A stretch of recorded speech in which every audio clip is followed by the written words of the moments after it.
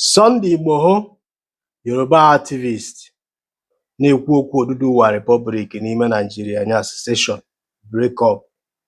Do you understand me?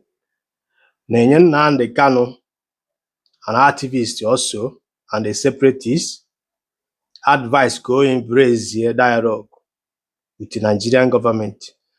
In afia na Punch News, also that na Yoruba Nation activist, Sunday Igboho, urges Nnamdi Kanu to embrace dialogue with federal government.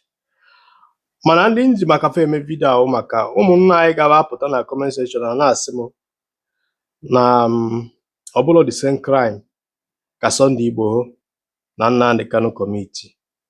May break unu down one after the other with news dịgasị oge Sunday Igboho na-eme ife niile ọ na-eme eniwelezi ile ekwu eze gị ọnụ mmechazi ife a na-eme kịta ma jụkwazi gị nwa bụ onye Igbo ajụjụ maka gị nwa na-akọndem Nnamdi Kanu. Agwa m na ife sọrọ unu na-eme onwere ife ikwugide kịta na-aka ndị against eme nke ọdịrọ possible. Ama m na ọdịrọ perfect, amakwana m na omegasị mistake mana man dey against him because you know good morning patara. How are you? Do you understand what I'm saying? Now from BBC also that na Sunday Igboho, the Nigerian separatist who wants a Yoruba nation. Do you understand what I'm saying? Even Jacob Tagi fact, you were mad that na Sunday Igboho once demanded for Yoruba nation. Do you understand what I'm saying? Then after that one, the cable was DSS confirmed raid on Igboho's house, declares him wanted. Ki we ihe nji were agụrụ nke a ka iwe ghọta na ụmụ bụrụ oge declare Sunday Igboho wanted o ji wee gba ọsọ kete ewepụ n'afịa na wanted list okene Tinubu kene Olu of Ibadan. Do you understand me? Keta na agbagharị ya nju ya ọ batakwago ọ bụrụgo onye Nigeria nsogbu adịrọ ya. Another cable wee sikwa ebe a photos DSS present AK-4 nke 7 rifles charms recovered from Sunday Igboho's house. Ka i wee ghọta that n'oge DSS, according to the cable news, oge DSS raid house Sunday Igboho na 2021. Do you understand me? Afa nwetara ngwa agha na bie. Ịghọtago? Then the cable wee sikwazi ebe a that na Peter Funanya. Do you understand me?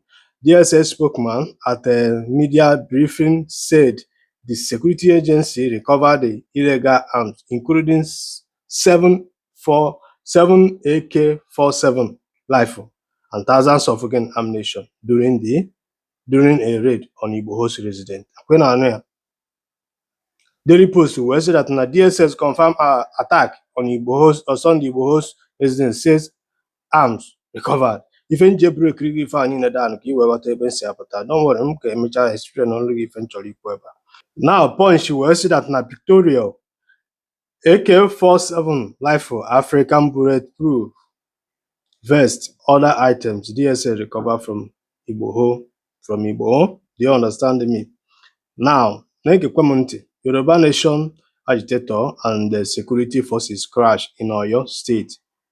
Madana Ato Nwo. Do you understand me? If I were according to news, then nke west now home angle where say that na heightened security panic in southwest Nigeria followed Yoruba Nation coup attempt. Then nke west that na TVC news. Police arrest 8 Yoruba Republic agitator over assault on personnel in Ogun. Punch West Square by Yoruba Nation and security beef up in Southwest Government House. So forget why I wait put na Sunday Igboho na Nnamdi Kanu committed the same crime. Kanji makaga made this video. Do you understand me? Guy studying in Nnamdi Kanu nyata na Sokoto Prison. You got to go because some potagwa that nando the naka iji Nnamdi Kanu. No more if any far from Nnamdi Kanu mere. These people are memorable. The reason why Sunday Igboho were free today was because of the Yoruba elite and their governors. telling you and they are traditional rulers. Do you not understand me? The same agitating ka nne na Nnamdi Kanu na-eme, the same breaking up of Nigeria bụ na abịa na Nigerian law not treasonable offense. Today Sunday Igboho adịgo free. Oge a na-achụgharị Nnamdi Kanu enwetara egbe n'aka ya kwa ihe a na-ekwu kịta na Nnamdi Kanu create ESN. Ọbụ ya? Enwere egbe enwetara n'ụlọ Nnamdi Kanu. Enwetara Nnamdi Kanu ebe o bubatara ngwa agha. And some of these things enwetara ya from Igboho. Today all the free. Then ngwa agha na Nnamdi Kanu na Sunday Igboho with the same crime kafa committed. Epụtara ya na-akọ bullshit. Kenekweni m unu. Ndị Igbo nwere onwe anyị bụ n'aka mụ na gị na-abụ ka ọ dị. Anyị nwa bụ ife ji onwe anyị.